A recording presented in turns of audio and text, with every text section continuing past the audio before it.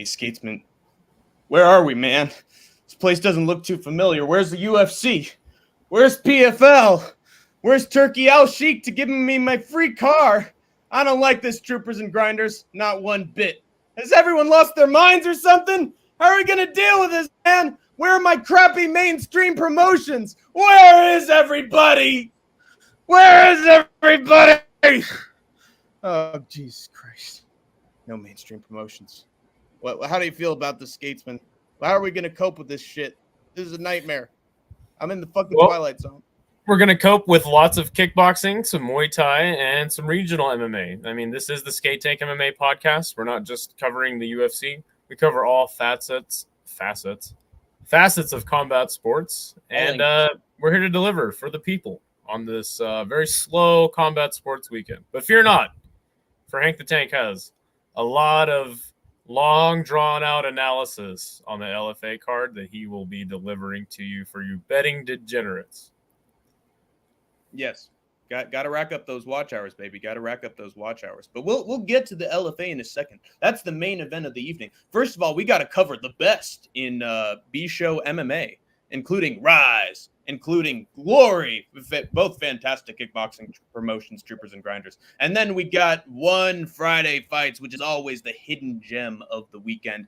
There are three things that are guaranteed in life: death, taxes, and one doing Friday Fights. They'll be around after the new kits. It'll be there along with the cockroaches. But they do take certain weeks off. But yeah, I think they have like as many events as the UFC does through the year.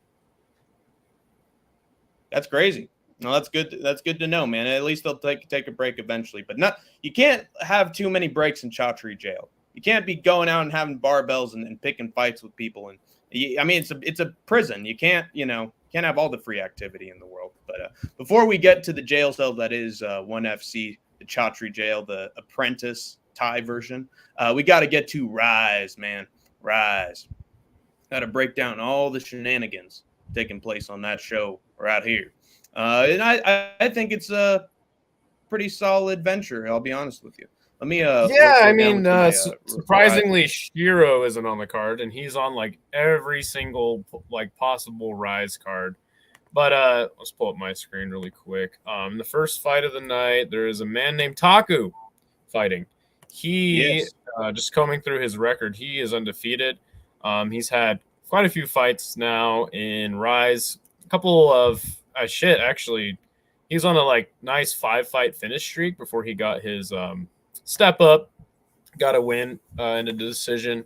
His opponent, Kazuyuki, looks like he's been up and down in deep kick, and this is actually his Rise debut, coming off of a loss, which is pretty interesting up against an undefeated prospect. I'm guessing they're just trying to like give a showcase for the young guy coming in, so that'll be fun.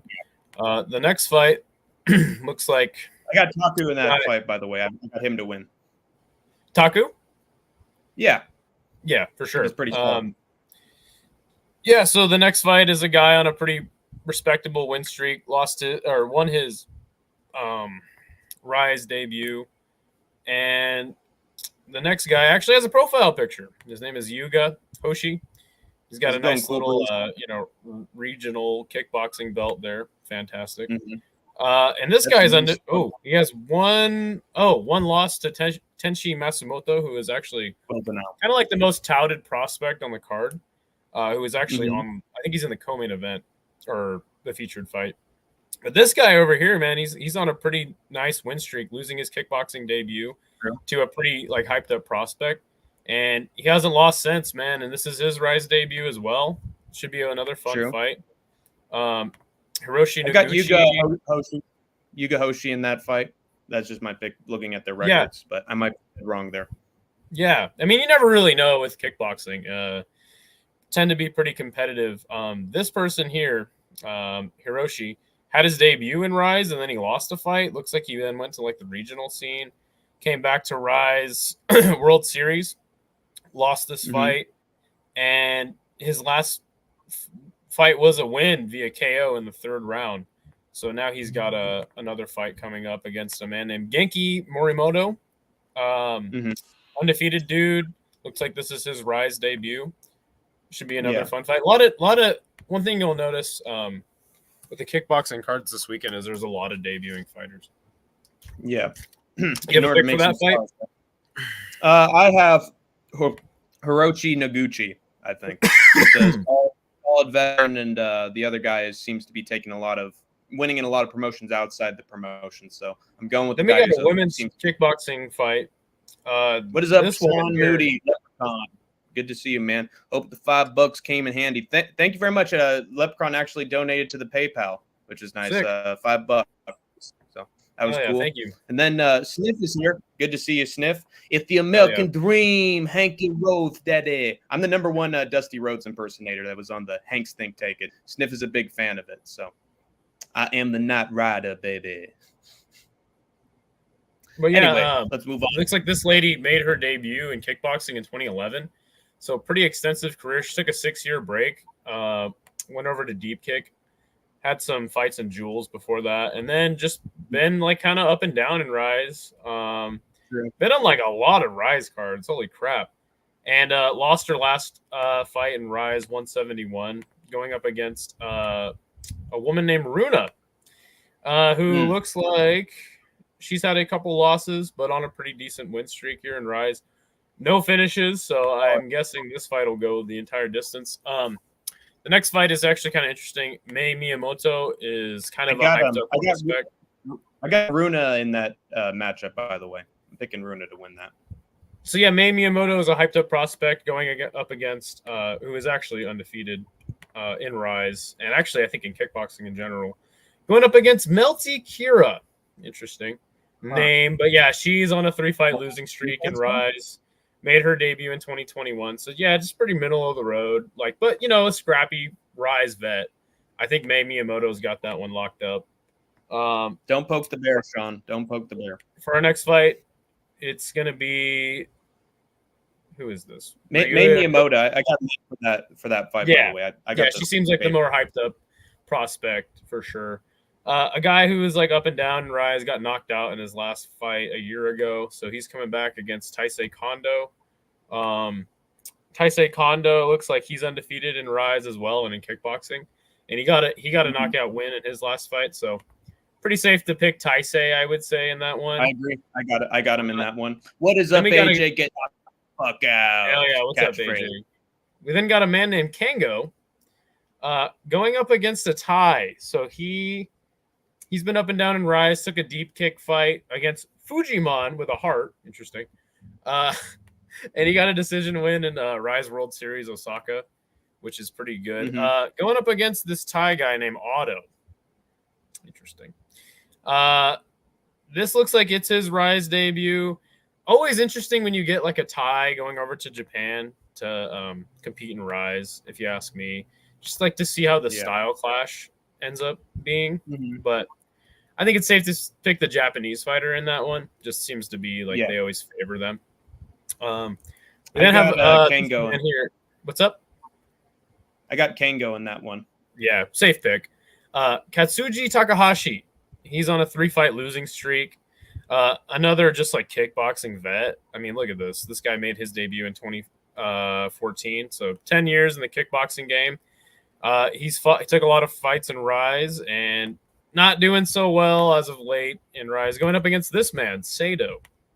Sato looks like he had a long losing streak, and then he got a knockout in another promotion. So hopefully he can bounce back. I think that's probably a tough fight between some like two older vets, 37 and 39. Should be a fun scrap. Who you got in that one? I have got Sato. Seems like a pretty obvious choice to me, just because Sato's actually had a wins as of late, and the other guy's on a 5-fight losing streak, so that's not great. I think it's 3, but yeah. We then got this guy, Tenshi Matsumoto, who, when I read the article, previewing this card, he seems like the pretty hyped up prospect heading into this. He's 20, had a no contest in deep kick, but got a knockout in Rise, fought in Rise El Dorado, which is like Rise El Dorado is like one of their most hyped up fights. He lost the kickboxing match to Ryujin Nasukawa. I believe that's actually Tenshin's brother. But I see Nasukawa there. Yeah, I'm pretty sure it is his brother. I think all his siblings have R in their name.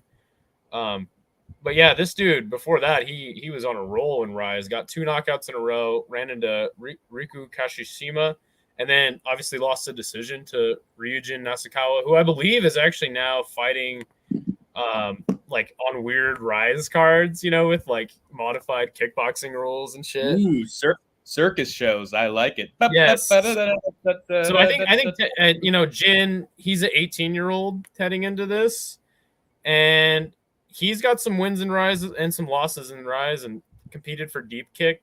I think this will be a fun fight between 2 really young prospects. Yeah, I agree. I'm favoring Matsumoto in that matchup. However, he just seems like he's very consistent. He's got his shit together. Both these guys are coming off wins. They've had some losses, but I don't know. I just looking at Matsumoto's track record as of late, I'm just more impressed with the names as well as how he's winning them. Yeah, it'd be interesting to see. So then we then have the I believe featherweight title being defended. This is the challenger Ryunosuke Amori. He knocked out Koyata Yamada, which was like he was like the guy like poised for a title shot, and he knocked him out on Rise El Dorado, which is one of the bigger stages in Rise you can get, with a spinning back fist in the first round to earn his title shot. So yeah. I think it's pretty well deserved that he's going up against the champ here, which is Koki Osaki. He actually won the belt against Suzuki, I believe. And then he had some weird like exhibition kickboxing match. And then he knocked out this guy, Yadbudang, or whatever the hell his name is. Some guy. So like I think it was like a short notice fight, or like something was weird with it. So this is like considered his first like legit title defense. So it'll be good to see how he fares in that. And I mean, obviously, like Rise just needs to have like some good champions that they can rest on. Ever since Tenshin left the promotion, it's kind of been falling by the wayside. So yeah, it'll be an interesting matchup for sure. Who are you picking in this one? I think I'm going with Osaki, just because I like his wins. Just because he got a no contest due to like a time limit, I don't think that's any knock against him. I just think he's been on sort of a roll as of late. Whereas it was an exhibition. It was an exhibition match. It just said on the tap. Yeah, exactly.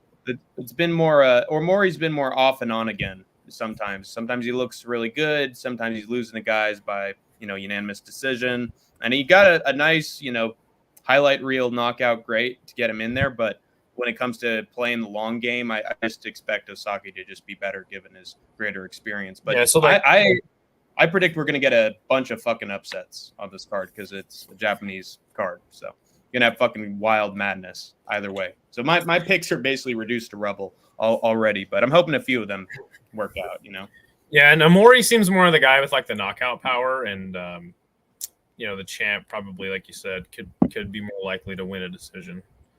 Yeah. So what's next? That's guys. Next up, we got Glory 94. All right. I know that Skatesman follows Rush Hour MMA, and he likes to tune into Glory a little bit. I'm gonna go get a glass of water really quick. Yeah. So Glory has been pretty hit or miss this year.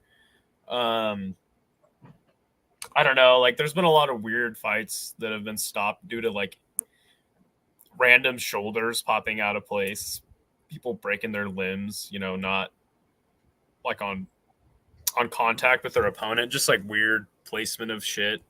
So yeah, I'm hoping that this week's Glory ends up being all right. The problem is the main event was actually supposed to feature Bahram Rajamzadi, the Golden Wolf, who is actually like just a really hyped up, fantastic kickboxer.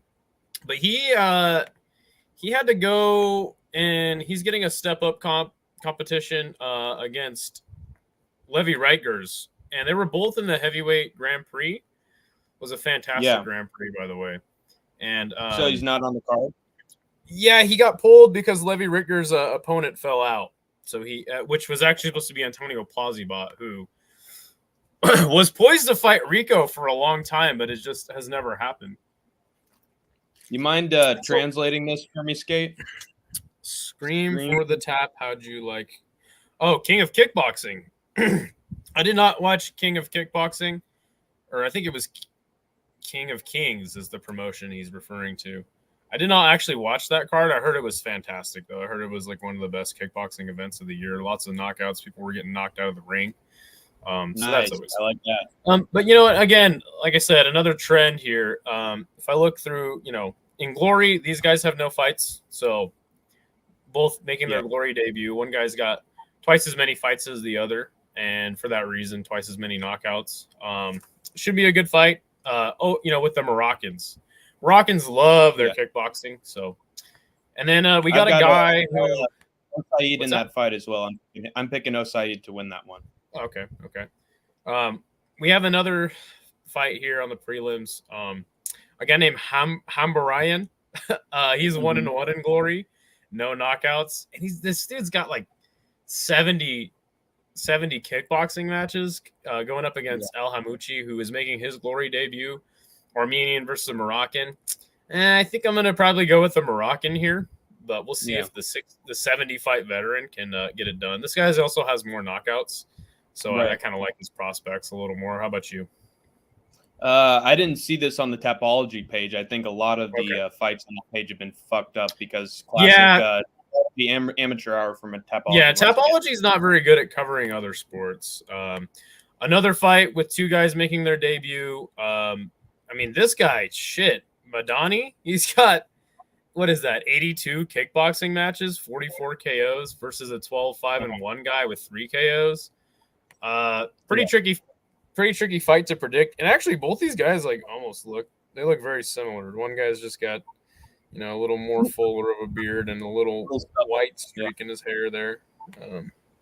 Crazy, 82 kickboxing matches is fucking nuts, dude. I dig it. The next fight will be El Hamouchi. Was that the other guy's name? Another El Hamouchi? This might be his brother or something. Okay, we got fucking Bon Fims in this piece. Both these guys making their Glory debut. Again, I don't really know how to pick this one. And they both have really similar records with the same amount of knockouts. This guy just has 2 losses versus 4 on the other side. But, hey, you know what? An El Hamouchi showcase, man, you never know what you're going to get. Right. Usually when there's like 2 brothers or wasn't there like a UFC card where like a wife and a husband made their debuts and they both lost? Yeah. That's right. Yeah, I do remember. That was depressing, dude. It's happened on multiple occasions, I think. I think that was Cheyenne and JP Buys. Oh, yeah. Back when Cheyenne was still Buys instead of Velismus. Yeah, now she's just Buy, Yeah. By the way, I looked at my old picks. I got Yusuf El Haji. Was that name brought up? And then Kareem Taket. I've got Taket to win that fight. Maybe that's up the card a little more, but I then, think this is a pretty tight fight to predict. This is going to be tough. I picked Santos just based on their records, but I might be wrong about that. Yeah, he's got slightly better records. So now we got another debuting fighter in Tosh coming out of France versus Oled Chaib, who is 3-1-0. He actually made his debut in Glory, so all of his kickboxing fights have been in Glory. I always fade the French, so I went Oled Chaib. What about you? I'm also going with Oled Chaib. He has also had a fight in Glory. So, again. Yeah, he's had 4. He made his kickboxing debut in Glory. Yeah. So. Meanwhile, the other guy lost a fight in another promotion, and now he's having his debut coming off a loss. So, that's not exactly. All right, so we skip over to the main card here. We got Overmere. Oh, sorry. Shit, it's a long-ass card. Yeah, we got Conde versus Smalley. One guy's had a fight in Glory, the other guy hasn't. But this other guy, Smiley, he's got 43 fights coming up against Conde's 11 fights. So 3-fight win streak. Okay, yeah, that's pretty interesting. Who do you got? I have got Yunus Smalley. The other guy, again, has not been in Rise, or if he was in Rise, he actually took an L in Rise. This is Glory. I know, but he's had experience there, is what I'm saying. And that. Oh, in Rise. Okay. Yeah, and he's had a few L's recently, and it came off a decision win in Senshi. But he's just been all over the place. And honestly, I don't like when you're all over the place and you got to fucking fight somebody who's been around promotion. Yeah, and one thing I will say, and what's up, Rafuko? Good to see you. Hey, Rafuko. One thing I will say is, like the pay scale in combat sports, it starts at the bottom with Muay Thai. Next up is kickboxing, jiu-jitsu, probably thrown somewhere in there. And then MMA, then boxing as far as your earning potential. So it's not that uncommon to float around in kickboxing, but as you said, like if you're kind of floating around to different promotions, usually means that the promotion doesn't value you as much and you're probably not like in a lucrative contract with them. So I think that's a pretty good way to look at your prediction for the fight. The next one is Chroma versus Amin. Chroma is actually number 10 ranked heavyweight, 1-0 in glory. And on the other side is Amin, who I've actually seen fight a few times. The dude's scrappy, but he is 1-5 with the promotion, and 5 of his 8 losses coming in the promotion. So I think it's pretty safe to say the number 10 ranked guy wins this fight. I have no idea why Amin is even in this fight. I thought that Chroma was supposed to be facing Shem Agon, but they probably have switched the card around. Maybe that's what it is. Maybe Amin is just taking this step up, on late notice. I definitely favor Chroma in that fight then. Yeah, 100%. And again, this is just from Glory's website, so I'm pretty sure this is the most updated version of the card. I still did see some websites that had Rajamzadi in the main event, so I'm pretty sure this is the most up-to-date version. The next fight is actually pretty interesting. Overmir is kind of this guy that they've been trying to hype up to be like a dude. I mean, his name is Overmir. He sounds like, Overeem, and dude kind of looks like Rico Verhoeven, so I totally get it. He is from the Netherlands, just as Rico Verhoeven is. Some reason he's ranked number 6. I think. Now, maybe you could help me out with this. I think he got a gift decision in his last fight, or maybe he even lost it. Are you talking about Overmir or Ogzini? Overmir. He actually lost his last fight to Theodor Hristov by unanimous decision. And he kind of got exposed in that fight. He got knocked down a few times. That's a loss. Just did not look good at all. It's interesting that they're giving him the number 8 guy, who is 1-2 in the division. Again, just kind of showing you that like Glory's weight classes are not doing well at this point. This is a tough one, man, because Overmir, though he is exciting and he has looked good in spots, every time they're kind of done pushing him, and they're just like, hey, we're throwing you to the wolves now. So I think this is Overmir, not Overeem, if you know what I mean. And I think this is a tough one to predict, but always good to see Overmir fight. He's scrappy, Still, I got Ismail Osgini to win that fight. Yeah, and I don't blame you because Overmir looked like shit in his last fight. We then go to this fucking guy, Laduni, this French fucking bastard, dude. I cannot stand this guy, Laduni. Really? No, I can't stand him at all. He has some stoppage wins that were like what I was just talking about, where dudes just like hurt themselves, and he got a win. And I think he even fought Rico in like the first round of a tournament, and he just looked terrible. I just cannot stand this fucking guy. I don't know. And they basically had him get a win on the French card over just like somebody overmatched. And even so, he's ranked number 5 at heavyweight for literally no particular reason, fighting a guy who has 1 loss with Glory. Yeah, they're giving him the what was his name? The Morgan Sherrier treatment. He's French. We got to give him a win. Yeah, exactly. So I'm predicting Laduni to win, but just to be clear, like the 1 knockout on his Glory record came from injury, and he only had 2 before that in like almost 40-something kickboxing fights. I cannot stand this fucking guy. The only thing that's kind of good is, Horta is a lot bigger, just, comparing the weights here.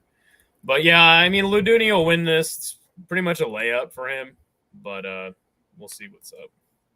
Horta looks like that version of the dad in Family Matters. Oh, yeah, that old 80s sitcom. He's like, yeah, he's got the fucking little beard and everything. Yeah.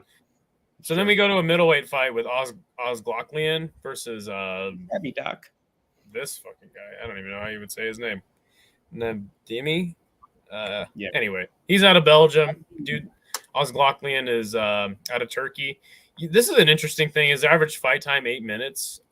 This dude's scrappy as all hell, win or lose. I'm picking Ozgloklian in this fight. He's a number 4 ranked middleweight, which is interesting because if you look at his record, 4-4-0, like what the hell? But yeah, the dude's got almost 50 kickboxing matches. I think it's pretty safe to pick Ozgloklian. Who are you picking? Not entirely, because he's actually been on a 3-fight losing streak as Serkan. Lost to Michael Boape, Ulrich. Boape's good. Yeah, so all these guys are good. So this might be one of those things where it's like, oh, it's like Peter Yan. He's on like a 3-fight loss streak, but it's all the good guys. And now he's going up against a scrub. So now I get it. Yeah, I'll probably pick Serkan well. And Ozgloklian, he just kind of fights like he's shot out of a cannon, Right. So I think that's probably why he's losing to the better guys. But yeah, against the guy making his glory debut, I think it's pretty safe to pick Ozgloklian, just me personally. We then got a guy who has 1 fight in glory versus another debuting fighter. Can you believe it? And it's a catchweight fight for some strange reason. Wow, shocking. Look at Bonham's record, though. Holy shit. 188 wins, 43 losses, 8 draws, and 120 KOs. Like, what? That's legendary right there. That is so legendary, dude. I'm hoping he gets another knockout versus this 38-5 and 12 KOs debuting fighter. You got a pick for this one? Yeah, I got Joseph Boganem as well. And just looking at his record, this guy is fucking crazy, dude. Fuck yeah. We then got Paposhi, who is the number 4 ranked featherweight. This is another division that is just terrible right now because obviously Petch is their champ. He's cleaned out the division. Nobody for him to fight. Then he went over to Rise. I think it was when Rise was co-promoting with Glory and K1. And Petch, the champion I'm talking about, he got his ass whooped by Chad Collins, who is like a just middle of the road kickboxer. And ever since then, they've like brought over like some Rise guys for him to beat in Glory. That just shows you like how absolutely terrible the division's been doing. They even gave Petch a step up fight to the weight class up to fight the champion, where he got absolutely just obliterated by. And so that probably tells you why Paposhi is the number 4 ranked featherweight with a 2-3 record in the promotion. And he's going up against a guy who has a really respectable record in 14-1 with 4 KOs, but making his Glory debut. So, yeah, I don't know how to pick this one. I don't really know what the hell is happening down at Glory's featherweight division. Looking at the original Tapology card, and the Tapology card was a bit fucking annoying, like a curse for me, but now it actually makes it, comparing it with this website, it actually helps me a lot to see what the original fights were. He was supposed to fight Jan Kaffa, and then that fight fell through. Okay, Kaffa, that makes sense. And I didn't look at Tapology. I've just kind of browsed over this. Kaffa is actually, that makes more sense. They were trying to get Kaffa a win over Paposhi. So yeah, this guy's coming in on short notice. I think Paposhi should get it done, but yeah, that's interesting. I think Paposhi wins as well. This card got fucking cannibalized, dude. Yeah. We then get finally to the main event. We got Letishu going up against Caceres. Again, Bahram Rajamzadi was supposed to fight Letishu. I think, if I'm not mistaken, Letishu actually fought Bahram in the light heavyweight Grand Prix. Is Tapology saying anything about that? About what? Letishu versus Bahram Rajamzadi. Yes, that was the original fight. But did they fight in their last fight? Let me take a look. Yeah, they were part of the Grand Prix. You're right. I think I saw that. Yes. Actually. Okay. Wait, no, they haven't fought before, actually. Okay. They have not fought before. I think Letishu may have lost in the Grand Prix due to like an injury. He lost by leg kicks to Donegi Abena. Abena, yeah, that's right. And I think Abena actually went on to win the whole tournament. But before that, he was fighting good, and in his first fight of the tournament, he looked really good. So yeah, Bahram versus Letishu would have been a fantastic fight. Two guys in that Grand Prix who fell Two short. badass fighters. Yeah, but they both fell short of winning the Grand Prix, and that would have been fantastic. But yeah, I think it's pretty easy work here for Letishu going up against Caceres. He is the number 8 ranked light heavyweight, but I'm picking Letishu all day, probably even by knockout. Yeah, staying with you through warm up, but back to no typing after my riveting input. Yeah, it was absolutely exhilarating, Denial. Very investing. But yeah, I'm going with Letishu as well, just because he's dealing with the short notice guy. You know how it is. But we then move on to one of our favorite events of the weekend. We got one Friday fights for you, and there is like only one fucking MMA fight on this entire thing, which is honestly for the best. It should have been fucking 0, to be honest. But and they always do this. They always put it as the first one. Yeah, which I love because these events are at like 5, 6, 7 in the morning, depending on where you're at. So I usually throw on the rush hour stream or City Life. I'm like half awake. I wait till the MMA fight's over, and then I actually get up and start watching the card because what happened to the? Hold on, you could go back to your screen. I'm just putting up my lock after that. Yeah, so they always put the MMA fight first. But one thing I will say is it's between a Kazakhstan guy and a guy from Russia. So actually shouldn't be too bad. Do you got a pick for this fight? What is up, Volcan? When I looked at Tapology for the odds and the Tapology who they got to win, this was almost split right down the middle between these two guys. It was like 60-40 for Galiev at first, but then as the fight went on, it started to get 50-50. I'm still siding with the Russian, Galiev, though. Bekov, I just don't like that he's been facing like 5-5 guys, 0-2 guys, and getting wins on them, whereas Galiev's beaten like, oh, there was a 6-3, oh, there's a 17-11. So like, I just feel like Galiev's got more experience against better guys, in my opinion. That's why I'm going with them. But I have not seen these two fight before, so I have no fucking idea. And this is both of their debut in one. So yeah, good to see you, Volcan. Interesting that it would be imagine your big promotion debut is in one at Lumpini Stadium in a ring. Like what? Mm-hmm. They just hate MMA. The next fight is against Omar Drissi. This is his debut, going up against Soichiro Arata. He has actually had a fight. He's actually had a fight in one. Yes. And it was a decision loss on May 31st. And he lost to a man named Zhang from China. So Italian versus a Japanese in a Muay Thai fight, your guess is as good as mine. I went with the Italian just because I liked his last couple of wins, whereas Soichiro is just a fucking nonce. I have no idea where he's from, what his record is. He's a fucking rookie. So actually, I think I saw his record. He was taking a few L's before this fight. So I'm going with the guy who looks like he's on more of a hot streak, and that's the Italian. Sure. Yeah, and then next fight, another Muay Thai fight. Man, I just love Muay Thai so much. Is against Sutin from Thailand, going up against a man named Super Ye Chan. Super Ye Chan. And his nickname is the Super One. Yes, he's from Myanmar. Both of these guys debut in the promotion. I mean, Super Ye just sounds way cooler, man. I'm rooting for Super Ye. Well, he looks like he's from like a 1970s Japanese Spider-Man remake, those fucking live action cornball shows from the old days. You got a pick for this one? I've got Super Ye-chan. I got the anime man to Let's go, Super Ye. Yeah. This is just the next fight story. Is a man representing both Morocco and Spain going up against a Japanese guy. Imad Saldi. This is his debut in one. Looks like he is 22.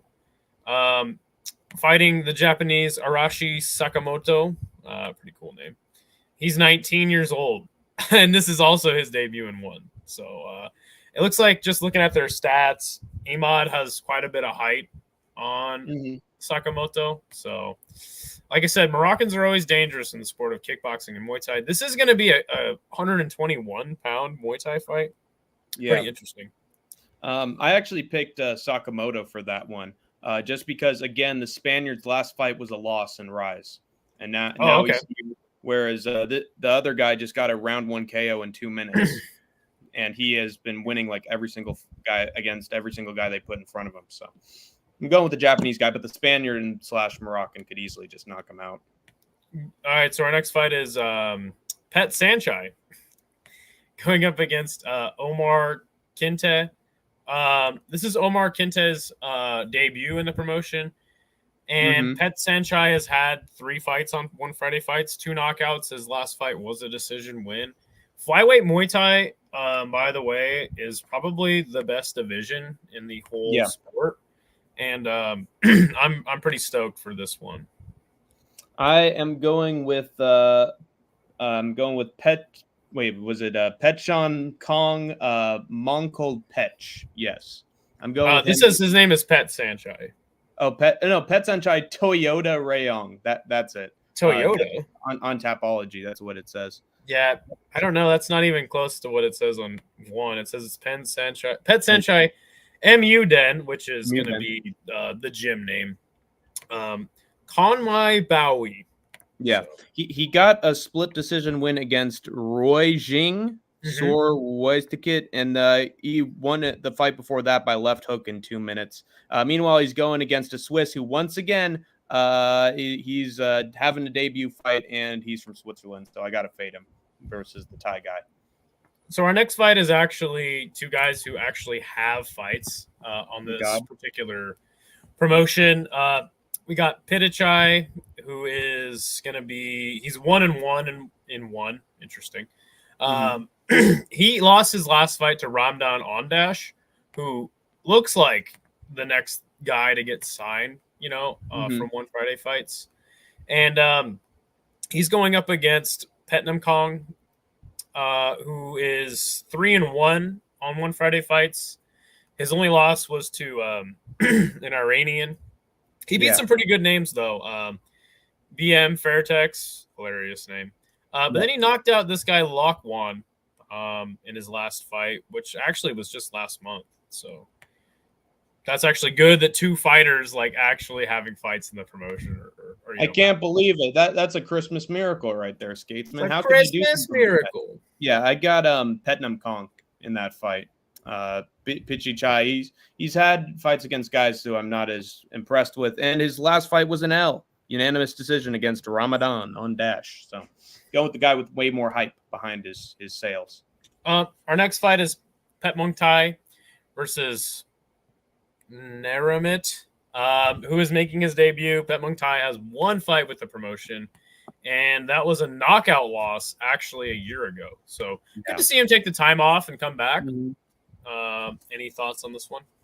I've got Naramit to win just because other guy got fucking chinned. It was relatively quick. You'd think that the guy Pet Moon guy would have sort of an easy debut fight, and then he just got immediately. Well, this is interesting because Petnam Thai is 18, or he's 19, going up against Naramit, who's 18. So, 2 super young guys fighting in this one. Yeah, I mean they both have relatively fresh records. I don't know who the hell wins that one. The next fight is Ti.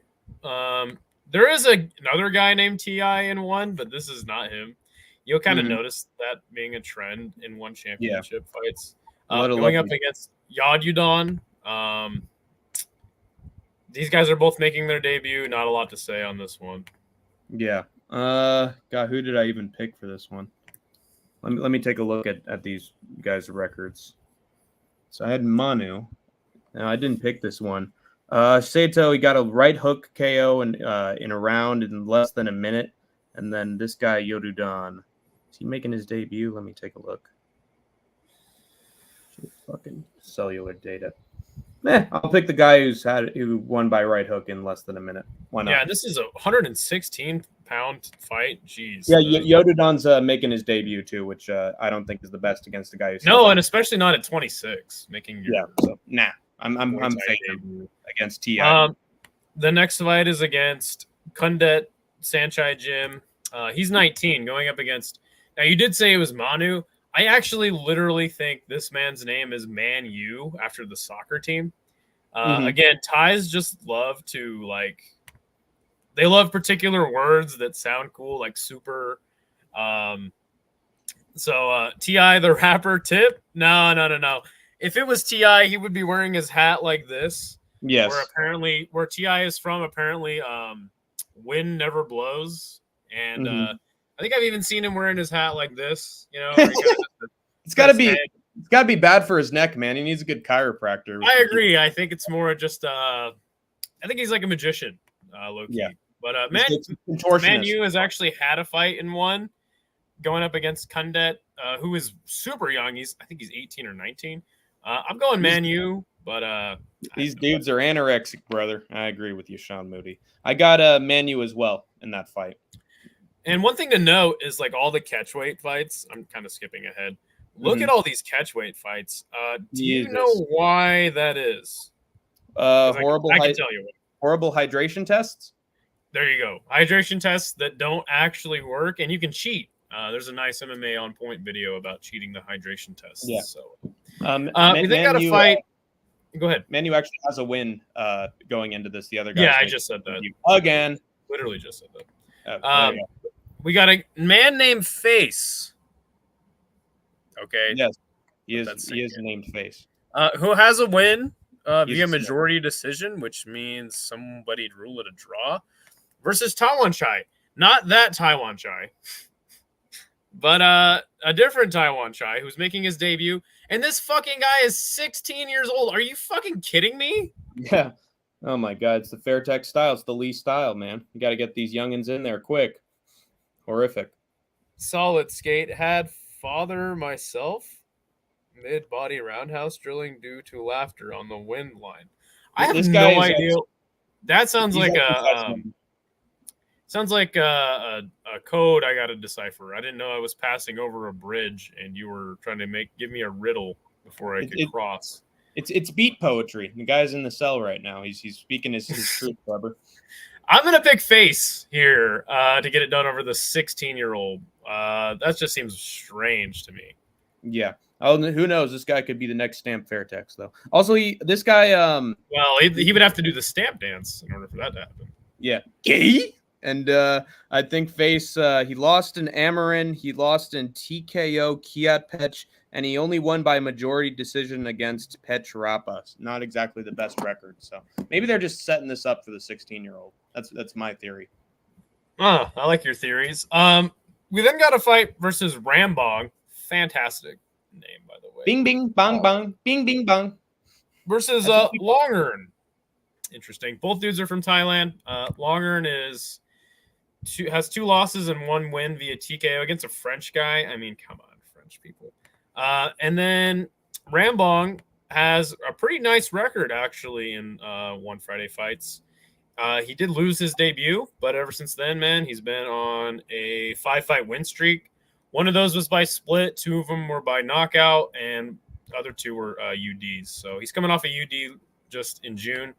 I think I like Rambong here. There's actually a few dudes named Rambong. So, yeah, take that with what you got to be careful here, Denali. You're starting to sound like Jay from City Life Project Chat. No, not the JL, the guy who just fucking rambles about any topic that crosses into his mind. You got to change the topic, man. What is Leprechaun saying? Somehow Leprechaun's going to be more with it than Denali right now. Super Glue Vape Pen is pretty good. It tickled my hairs and nose on my first 2 hits. I'm understanding a little bit of what the Leprechaun is putting down. So, hey. He's talking about, getting toasted on the old Pendulum. So I picked Rambong Sor Terapet to win that one because he's been on a hot streak, man. What can I say? And then how many fights has the other guy longer and had? He has lost his last 2 fights. This seems pretty easy to me. So the main event of the evening, which they will play our Y crew for, right? Mm-hmm. The snake dance will be in full effect for this one. Yodlek Pets going up against Kong Suk. Kong Suk, and these guys both have pretty extensive records. Dude's 24. He's had 2 losses on Friday fights and 4 wins. Probably the most notable win that he has is against Pet Sukhumvit via decision. That's true. It looks like this guy's never had a knockout or been knocked out in one, so that's nice. And then Yodlek Pet, he's had 2 knockouts, a split decision, lost 2 decisions in a row. One was the Muay Thai and one was the Tagira Kalilov, who's actually in 1 now. and then he won his last fight to Kamawat. Yeah, this dude's 29. His nickname is the Destroyer. Just looking at their pictures, like Kamawat looks like he's way more stacked, and the 24-year-old Kongsuk looks like he's a lot skinnier. I think I'm gonna go with Yodlek Pet. Sounds like he'd be the more scrappier of the two. Yeah, for sure.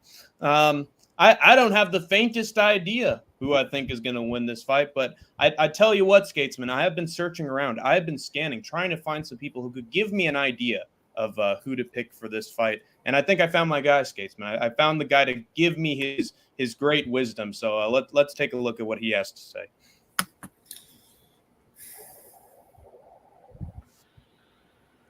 Okay.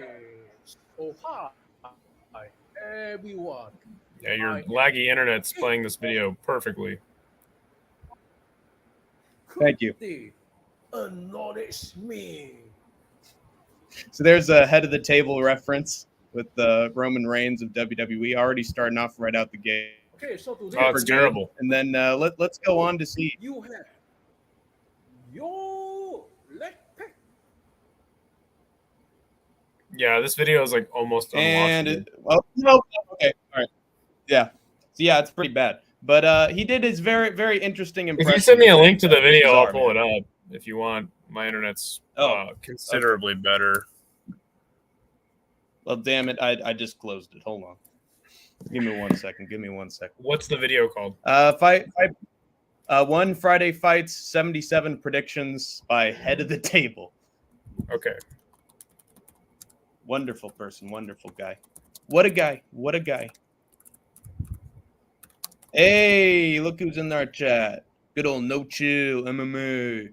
Good to see you, from No Congo, Democratic Republic. What's up, boys? All right. I'm pulling the video up now. Everyone, I am head of the table. The tribal chief. Could they acknowledge me?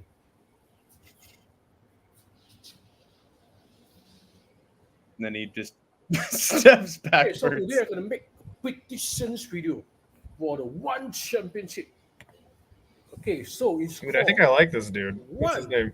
He has no. I'm gonna give him a like. 77. Poor guy. Okay, which falls on 20 views? How did you find this video? 30 August. I don't know. There are a lot of videos about One Friday 40 Fight. PM. This is all I could muster. Okay, so Skates. you got a lot of. Dude, we should have this guy on the show. Okay, so let me see what matches or what fight card we have. Okay. Was there a particular point in this you wanted me to this skip ahead because this video is like almost aimless? Almost Okay, there. so you have Here we go. your leg pick or Sharia versus Konsu Fetex. Okay, so this is a Muay Thai 137-pound catch weight match. So who will win? Who will win? That's a magic Nostradamus Dude, we gotta have this guy on the show. going through his mind to try to come up with the best. Get shiny. My prediction is gonna be you're the best. Yeah, this guy's in line with the Skate Take MMA podcast. Absolutely, base. We got to have this guy, and that's it. This guy goes on forever about predictions, and he makes the exact same noises too. Go. Hey, Yo! you know what? I just like seeing a passionate Muay Thai fan. So we got to reach out to that guy, have him on the show. 100%. We will have him on the show. Guaranteed. Trust, troopers and grinders. We will have him on the show. Blotched. But yeah, what a character. I was just trying to find prediction. There was this one predictions channel I saw like 3 or 4 months ago that would always give me videos picking the Friday fights. Now they're gone. They're dead. So that's the only guy I have left. And let me tell you, he is solid, man. He's absolutely trustworthy. So we got to have him on the podcast. We gotta get that guy on the show. Yes, sir. And let's move on then, shall we, to Hank the Tank's picks for every single fight on LFA we got on Friday. An event. Oh, yes, sir. Absolutely. Very prestigious. What a promotion. What a bunch of fine young men and women. I love them. I love them so much. First, we got Anna Heller, what a bitch this guy I can't is. see your screen. Taking on yet. Giovanna. Not anyway. Oh wait, hold on. Do we see it? Mhm. There we go. So we got Anna Hiller against Giovanni Ignacio. 0-0 versus 0-1. Not great. She's gone to split decision losses. Yeah, it's a decision against a 1-1, then a split with a 3-3. I don't exactly like, but she is taking on Giovanna Ignacio, who went to a split with a 1-0, lost to a 4-1, and then lost to 0-0. Who is my pick? I still got Heiler in this one, just because Tapology has picked her more than the other, and she has gone to close decisions with women with better records. So I got to go with Heiler for that one. And then moving on to the next LFA fight. Hold on, give me 1 second, fellas. it gets way more fun around like the final four of this card. But Sort of like March Madness. Yeah, exactly. Why would you want to watch the fucking early What's stuff? going on with your internet? Is it just lagging out right now? No, it's fine. Just taking a little bit. We got Hector Santiago taking on Pedro Sousa. I'm gonna go with Hector Santiago. Pretty easy pick for that one, just because he's got a W in LFA. The other guy does not. Then we got Giovanni Garcia taking on Janilto Matos. Really hanging on here. Who did I pick for this one? I think I picked Giovanni Garcia. What? And I picked Hector Santiago by round 1 KO, by the way. That's how it usually gets it done. I got Garcia by round 2 submission because that's how his usual way of finishing things. And Yanilto Matos has gotten a few L's. Then we got a pretty close fight in my estimation. But I am going to go with Marcos Aurelio by round 2 submission. Again, I might as well just have that as the Hank the Tank method of victory. It's the round 2 finish, where Skatesman has his round 3. I got round 2. I can't pick 1 or 3. It's got to be right in the middle. Just because Silva lost to a guy who I don't merit all that much in the LFA, whereas Marcos Aurelio, he's undefeated, and it's been against guys who are sort of at the unequal caliber to who Andre Silva has been facing as of late. We then move on to Guilherme Pat against Mauricio Queiroz. I mean, just look at those freaking records, Skatesman. 4-0 for Guilherme Pat and 4-4 for Mauricio Queiroz. Pretty easy to pick how this one's going to go. But I have got Pat by round 2 KO. I got him doing it, 5 minutes go by and then he gets the finish. It's got to happen every single time, Skatesman. Then we got Demison Rodriguez against Luan Pedroso. 8-2 against a 9-4. Let's see, who did I pick? Okay, I got Demison Rodriguez by round 2 KO. Can you believe it, Skatesman? Isn't that crazy? But Pedroso, I think he's been on a fucking losing streak as of late. Let me check. So Rodriguez, what was his last one? He lost by illegal kick in round 3 of his last fight, did Rodriguez. I like it. But I'm not going to say what?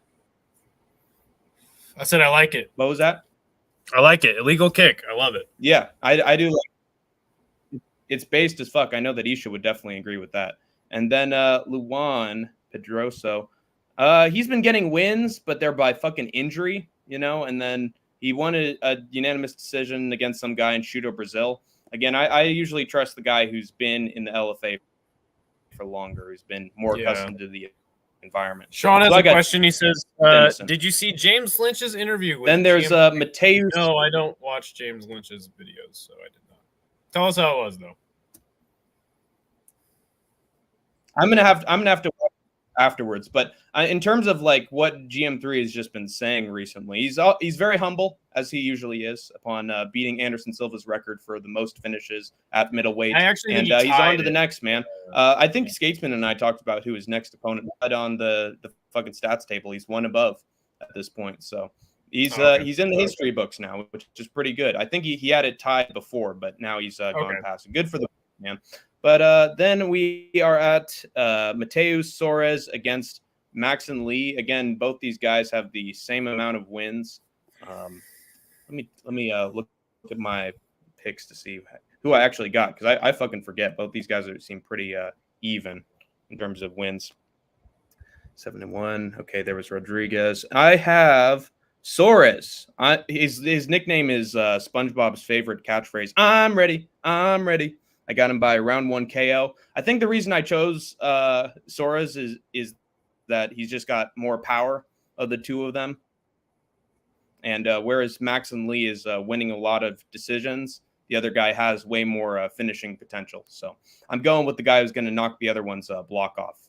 Seems pretty logical in my estimations, but who knows? He could just get taken down and beaten up. Then we got Cleberson Souza taking on Lincoln Santos. I have Souza by decision, just because this kid looks pretty good in the LFA. Lincoln Santos seems like somebody they're just bringing into the LFA. Got to go with the Hank the Tank logic that they want a certain outcome to take place with this fight. And with Souza, I think he won a decision, but it was against a really good opponent, and he made it look easy. So I'm going to go with Souza in that contest. Moving on to Felipe Guidani taking on Jean Brian. Both these guys are 3-0. This might be a close one to call, but I got Felipe Guidani by round 2 KO just because I feel like the power's there. And he's younger than his opponent as well. They're both relatively young, but again, it's just a power difference, I think, and that's going to make the difference in this fight. Then we move on to Amanda Vargas against Ruth Pereira. Let me look at these two ladies' records for just a second. Both of them are 3-2. Again, very even how the LFA books these things. Pereira recently lost a unanimous decision, but it was against a 5-1 opponent, and it was her debut in LFA. So obviously they thought this kid had a lot of potential. I love everything about this kid, but she was beating 3-0s and 2-0s fighters before this one. And then against Amanda Vargas, again, she's taken on 0s and 3s. She's taken on 0-0s, 1-0, and she lost to someone with a winning record. So that tells me that she can't win against someone who has an actual pulse in their fights. So I'm going to go with Ruth Pereira in that one. She has a little bit more of a future, and she looks like Amanda Nunes. So there you go. Then we got, was this? No, it's not the main event yet. We got another Pereira to deal with. Shama. It's almost like this event's in Brazil or something. I know, it's crazy, right? But we got Rafael Pereira against Geo Lucas de Costa. Let me look at both these guys' records for just a second. So Costa, he won a split decision against Cal Fernandez, and no, it is not the Brazilian who just beat that UAE guy in the UFC for that Sandhagen Nurmagomedov card. He beat another Cowie Fernandez whose name is spelled the exact same way. But before that, he was losing we got fucking Oliveras and Fernandez's everywhere. He lost by guillotine choke in round 1 to Marcel Abdur, lost unanimous to Urgishev, and then had a no contest overturned by the commission. I wonder why that would be. And now he's taking. Yeah, exactly. That's fucking sus to me, dude. And that's why I got to fucking vent this guy. I think this guy's the imposter. Meanwhile, the other guy. Oh, he's an imposter. Hey, I don't like this moulignon mixing in with the spaghetti. You know, he's not a good piece of pizza. I have to talk to my consigliere about this. Hey, I'm going to give you concrete shoes. But Pereira. Galoshes. Yes, the works. Hey, over here. He got Hey, forget about it, huh? Yeah, I'm walking here. I'm talking here. He won against Fernando's Lorenzo rear naked choke, 17-3, not a bad opponent. He's been on a fucking 6-fight win streak, so I got to favor that. And then the other guy is just getting drug tested to death. So we got Rafael Pereira, and we got some more ladies. We got Gabriela Fujimoto against Maria Luisa de Abreu. I am picking Fujimoto. I'm honestly not sure why I did. Because she was winning he got a majority decision against a 6-5 opponent, won unanimously against a 5-2. That's not bad. But then Maria, 5-1, beat another girl with an actual winning record by armbar And yeah, I mean, the other opponents weren't the best, but when I looked at the Tapology, she was like a 98 to 2% favorite, Fujimoto. So she might have won a majority decision, but it must have been a fight where a lot of people were counting her out, and she fucking proved them wrong. So must have been a really valuable win. So I'm going with her just because Tapology demands it. Topology? Tapology. But, Right. you know, topology is another kind of science. It's about, Sure. It's about words that start with "t" somewhere in there. But then we got Michael Lima against Luan Mateus. I'm going with dangerous against Michael Lima. Let me take a look at their records. 18-6 against a 14-7. Both these guys aren't exactly the best in the world. But this guy, Mateus, won against a 12-5 unanimously. He lost to Gene Matsumoto, who we would know here in the UFC. He's been doing pretty well as of late. It's his only L recently. He was on a fucking 5-fight win streak before that. Whereas Michael Lima was on a 2-fight losing streak, including in boxing and in MMA, split decision. So, and then before that, he was losing 2 times again, all by split, which tells me that this guy it's fucking Murphy's Law. This guy's sort of destined to come close, but never win the big ones. So, Sean has a question for you. What is it, Shawnee boy? Did you watch the Jerky Boys? Unfortunately, I don't think I will ever watch the Jerky Boys. If I do indulge in the Jerky Boys, it's going to be a brand of jerky I see at a supermarket somewhere. So, and not going to pull a John Jones. Okay, I don't like the Jerky Boys. Then we move on to the co-main event of the evening. Finally, somebody I recognize on this card. We got Lucas Fernando taking on Pedro Oliveira. I went with Fernando by decision, 10-3 opponent. He was just on the Contender Series, if I'm not mistaken. He lost to Cesar Almeida, which is not a bad loss to get because he was giving Roman Kopylov troubles. He then fought Bekaev, which is just sort of bad luck in the LFA. But then he won against 8-2 opponent by unanimous decision, so that's way better. And now he's taking on another 8-2 opponent in Pedro Oliveira, and he has not fought in the LFA yet. He's getting really good first-round finishes, but they're against absolute cans. So obviously, he looks great. He's getting all these incredible finishes, and then once they give him the big fight, he completely fucking flounders. He also lost to Jose Henrique Souza, who I think is a champion at the moment in the LFA, and also lost to Marco Tulio, who just got a spinning back kick KO on the Contender Series. So he's losing to guys who were on the Contender Series. So by my logic, he loses to Lucas Fernando as well, since he was on there by decision. He can't beat the biggie boys. But didn't Lucas Fernando lose on the Contender Series too? He did, but he's looked good since then. So he's Contender Series caliber is what I'm trying to say. Wow. Wow. And then we got Wellington Prado against Kawini Lopez.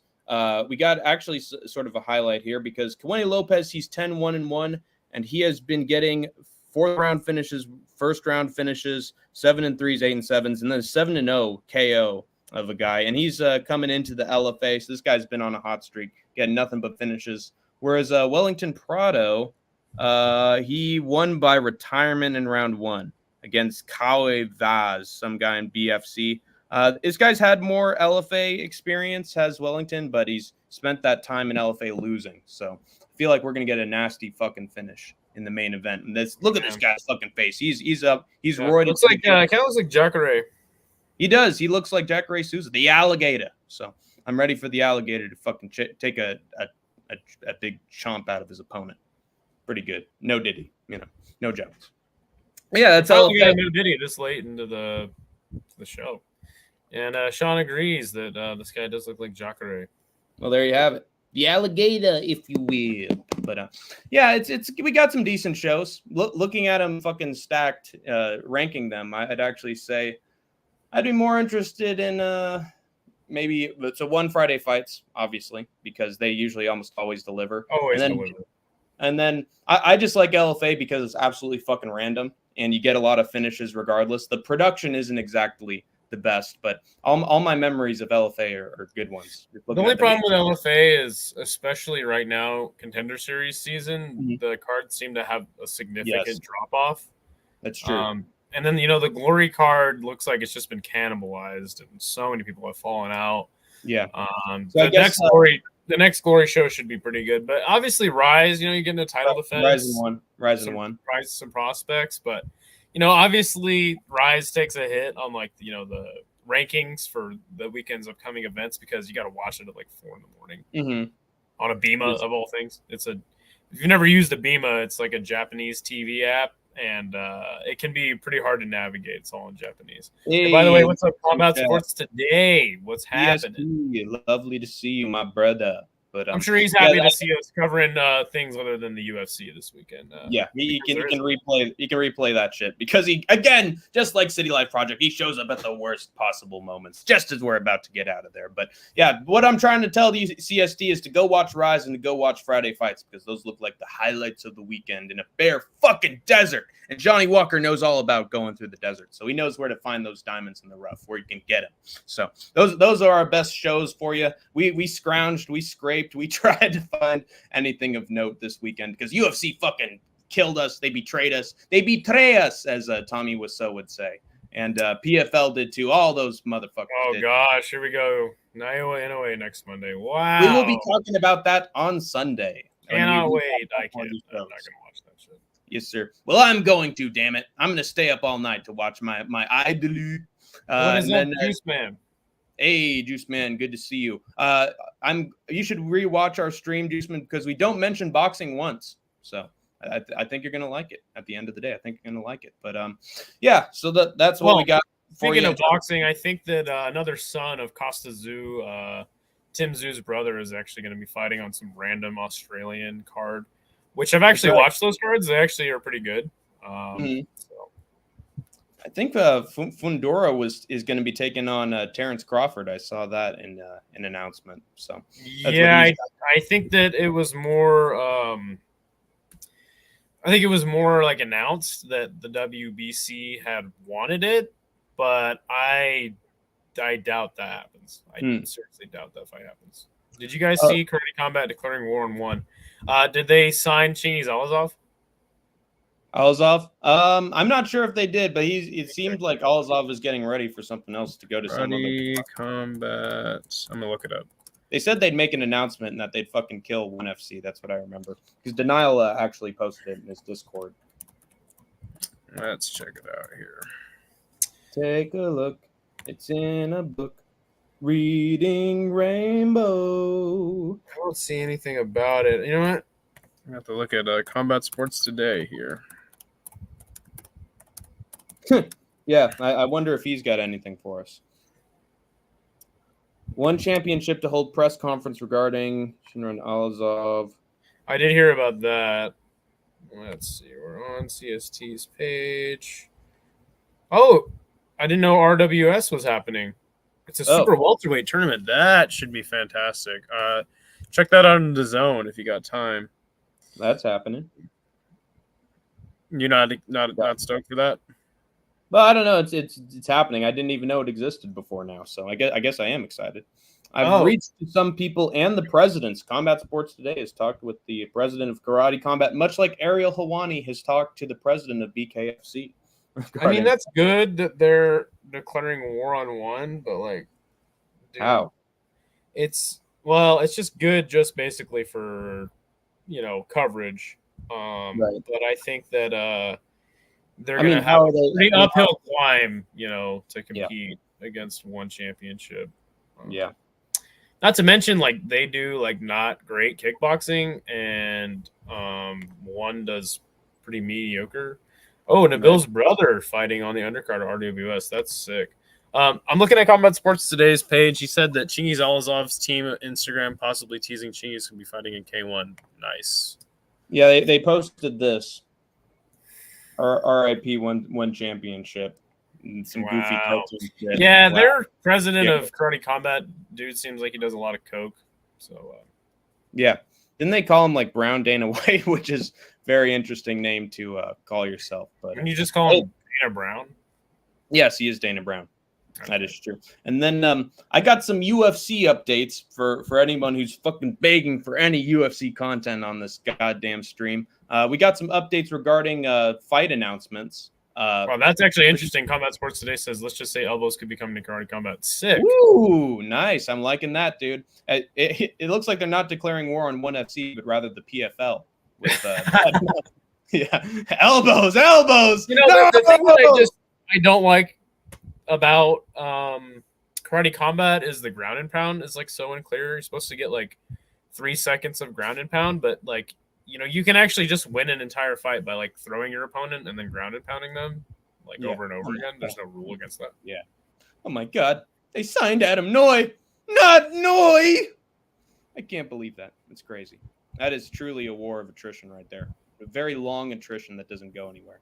But we got some fight announcements for the Troopers and Grinders regarding UFC. If you haven't caught up, Mike Malote is taking on Trevin Giles. So that should be a battle of the power punchers. Oh, Skatesman is not a fan of that. Maybe you'll be interested in this. Peter Yan is interested in fighting Figgy.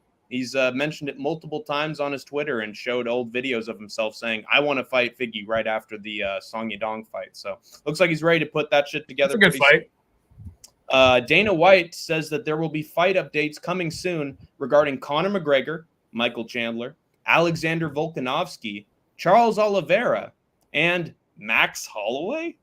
I don't know why there would be fight updates for Max Holloway, given that he's already been booked for UFC 308. But then again, this is the same guy who keeps pretending that John Jones is #1 pound for pound, despite Kevin Iole rubbing it in his big fat face that he's not. So it's hard to believe anything this guy says. Yeah, by the way, has anyone like done a wellness check on Kevin Iole, see if he's still alive? I heard his voice, but that could have been like a recording from like posthumous. No, what I'm saying is after the exchange between him and Dana White, I'm curious to see if he's still alive or if, you know, like assassins have come to his house to take him out. Oh, you're saying that Kevin Iole sleeps with the fishes, huh? Well, I'm just saying that maybe, you know, Dana White will send him to Turkey and go to the embassy. Wow.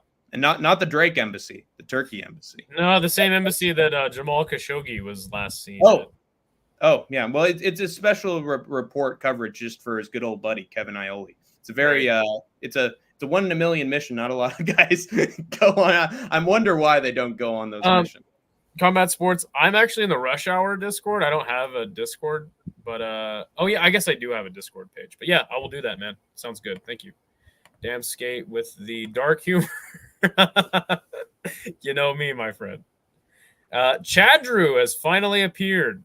Hey, the based one, Chad Drew. And again, Chandler going to work retail for waiting on Conor fight. That's never going to happen. See you at the shop. That's hilarious, man. Yeah, that's a whole separate discussion, but nothing's going on. I mean, if you're this committed to getting that fight, I'd say just run with it. But I think that Hank's main argument is like that he's wasting his prime, which I don't disagree with. But also, you know, like his prime is kind of come and gone. We'll see what happens. Yeah, either way, Chandler, that Conor is his fucking Oshi. It is his fucking senpai. So he's got to wait until Conor says so for them. Yeah, I mean, I'm going to wait to give it a full opinion on what is next for Michael Chandler until like the fight actually gets announced, whatever fight he's going to compete in next. But pretty stupid to do an entire season of The Ultimate Fighter with them two and then not have them fight. Yeah, pretty bizarre. Dana White finds himself in these situations where he's really adamant about booking something, and then it gets canceled. So then he's fixed into his mindset of, well, we got to book the rematch. We got to have them both together, but also we're not going to have it this year. It's not going to happen this year. It's going to be next year. I don't know why he does that. Where he's just like, I really want to put this fight together. We tried so many times, but it'll be later. It'll be later. You know, it's not in the bookings things. Connor's not ready. Yeah, exactly. Nice to see. Oh, hey, we got Big Red in the chat as well. What is going on? Let me guess, Chandler? Yeah, exactly him. See you at the shop, the sweatshop. But Andrew B. Musical is doing a talent show, and I'll be a king of judge. Let's go, Andrew B. For doing a talent show before Big Red does it. Very impressive. Big Red, what is up? Dana said Conor has a fight and Chandler has a fight. That means they fight in different opponents. I say Conor versus Justin Trust. That's a very interesting conspiracy. I don't think Conor wants that fight, honestly. If he were to fight anyone not named Chandler, it would probably be P-Head. I'm coming for you, P-Head. Dustin Poirier. Joe this way. I do not want to see that fight again. I don't either, but somehow they're going to book that again. Now, Dylan Chaikin is currently taking the City Life Project approach. Connor never fights again. He heard it from his Like lord. I said, I'm just going to hold my tongue until a retirement is issued or like an actual fight is announced for him. Yeah. God damn, man. It seems like there'll be a lot of announcements on the way, but I think Dana had to make his fans feel happier after Kevin Iole and what was his name? Douglas something? Just whooped his fucking ass in that post-fight press conference and just fucking threw nothing but facts at him and fucking slapped him silly until he left being a crybaby. I mean, I will say that like Dana saying that Dana saying that he already tried to make the fight once and he wants to, make that fight happen.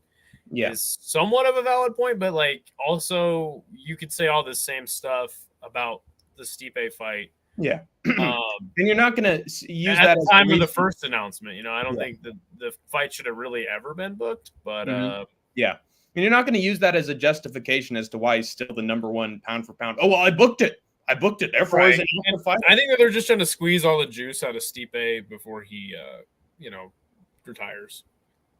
Yeah, the Juiceman is making the exact same point that I am. Why did he bring up Max if Max is booked against Topuria? I mean, it could just be that the UFC or Dana himself hasn't screamed into a phone on Instagram Live.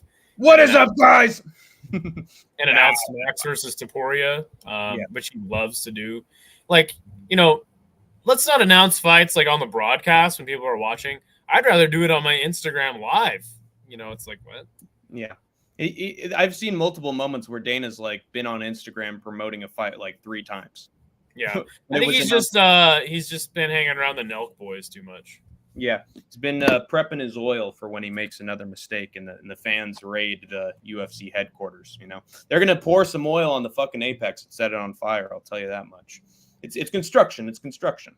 I work in waste management. I'm working with waste management. Working down at the docks, huh? Yay! Oh! And to that point, is there anything else you want to say before we wrap up? I mean, if you can wake up extremely early and watch one, it'll be worth the watch. If you can stay up extremely late on Saturday and watch Rise, it'll be worth it. Glory's going to be at a good time on Saturday. It'd be like Saturday morning-ish, depending on where you're at in the United States. Always at a good time for Glory. LFA, I think, will probably run very late into the night and start early, as most LFA cards tend to do. On Friday, is it? Oh, wait, which one? LFA? It's on Friday. It's on Friday. It's right in the sort of like the afternoon. So yeah, you got Friday morning one, Friday afternoon, or maybe night LFA. Wake up again to Glory. Stay up pulling all-nighter for Rise. That'll be fantastic. Only other thing I'll say is that I will be driving to Denver next Thursday to watch one. I think it's 168 Superlek versus Jonathan Haggerty. Be sick. I actually met Superlek last time they were in Denver. Wow.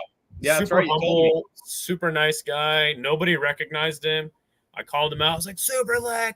Dude had a fucking sick green suit on. I think that because Rod Tang was headlining that event, I think he was waiting for Rod Tang to call him out just because like the dude's suit was fantastic and go in and have a face off. And then Rod Tang fumbled the bag and just fucking called out the champ a weight class up like a bitch. Yeah. How good is Superlek's English compared to Rod Tang's? He barely speaks a lick of English. I was like, nice suit. He's like, I don't speak English, bro. And I was like, your suit, man. Nice. Oh, Li Jing Liang. And then like his face lit up, and then I took a picture with him, and then everybody came to take a picture with Superlek. So I'm really hyped to go to one next week. I'm gonna meet my buddy Degenerate Dane there. Gonna have a, good old fashioned rush hour takeover of Denver. So I'm really stoked to preview and recap that fight once I get back home. Well, I'm glad we've livened up your day, Andrew B. If you've been going through some stress earlier, I'm glad that you're happy now.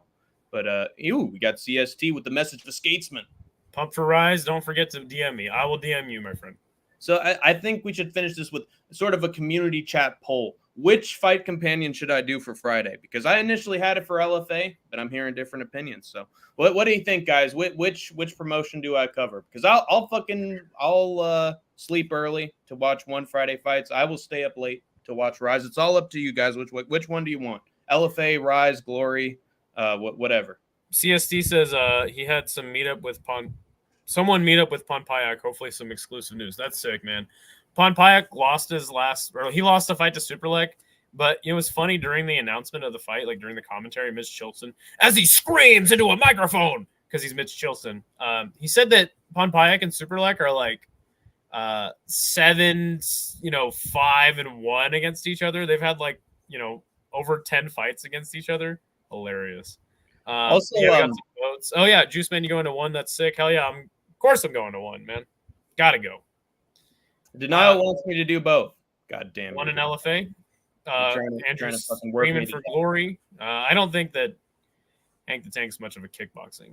Listen, I'm gonna be a cheap fucker. So which ones are free for me to watch? Well, 1 will be free on YouTube. Live? Yes, and the LFA you can find it. On I think you're supposed to pay for it on Fight Pass, but oh, thank you, Combat Sports Today. He says he's 4-3 against Superlek. Yeah, fucking crazy. Isn't Glory also pay-per-view? No, you can watch that for free as well through some random app. There's 2 actually. One's called Stadium, and one is called Bally. Whatever one actually works. Denial says Glory is going to be fuckery as it always is. Yeah, especially this card. I predict that for sure. But you never know. Sometimes there's sleeper. Meth always has LFA. Record the same walkout for YouTube Shorts on your channel. All right, I will do that for you, my friend. Right. But what do you guys want? What's the Combat Sports Today says 1 and Glory are free. Yeah. And then Rise is actually free as well on a Bima. Dude, if you want to do Rise, you want to stay up late, I will do that with you, my friend. All right. Well, I'll consider that for sure. Wait, where is it? Where am I able to watch it? On a Bima. It's a Japanese TV service, but it is free. Just very difficult to navigate. So I could send you the link and yeah. Let's do that then. Let's do Rise late at night. I'll do my best ASMR for that. Dude, I am so down. I just got to figure out what time it is, and then let's do it. All right, guys. Rise Fight Companion with Hank the Tank and the Idaho Skatesman tomorrow, midnight, Isha style. But yeah, I mean, it's up to you, man. 1, you'll definitely have to wake up early as a motherfucker for 1. Yeah, no thanks. Oh, wow, he actually says the champ from Rise might be going to 1. Yeah, and didn't they just have another like female champion sign with 1? Crazy. It's crazy that like all these guys outside of 1 want to sign with them for their kickboxing divisions because they're so light. Mm-hmm. And then on the flip, you got Chingiz Alazov leaving 1 because they want him to fight Muay Thai. It's so strange. Yeah. Fascinating. Oh, yeah. Denial says the first step to learn Japanese, and I think he's referring to getting on a Bima. That is so true. Nice. Well, that'll be better than Duolingo, that's for sure. Wasted fucking 4 months on that bullshit. You did? Yeah. Now I got a Bima to thank for my exquisite Japanese knowledge. No. I want to see a finish, Denial. I want to see someone actually get knocked out. Okay? I've never watched a BKFC Prospects. Is it any good? I will admit that BKFC and BKF Prospects have a lot of violence in it. They got good fights, but I got a good finish kind of mentality. I personally think BKFC has fallen off a cliff in recent years. Yeah. Come back, Mike Perry. Come back. We need you. You're both tripping. Every fight is a finish. I did not say that. I did not say anything about that. Okay. Don't rope me in with Hank the Tank's crazy picks. That's true. Juice Man says hard flip El Toro. Ryan DeCenzo confirmed. Just watch anime to learn Japanese. Love it. Of course. Just watch some Call of Duty to learn English. That's what Moicano told the world, and he's right. All the curse words. Yes, sir. But anyway, man, it's been an hour and a half. I think it's time for us to get out of here. Yeah. Hank the Tank, lead us out, my friend. All right. You have escaped the war zone. For now. I'm a busy man, Captain Crunch. I'll make this quick. I'm ruining pirates faster than Johnny Depp did. I had syphilis, yeah, but you're a huge dick. With a scurvy-ridden ship filled with bilge rat pricks. I run an intricate criminal syndicate.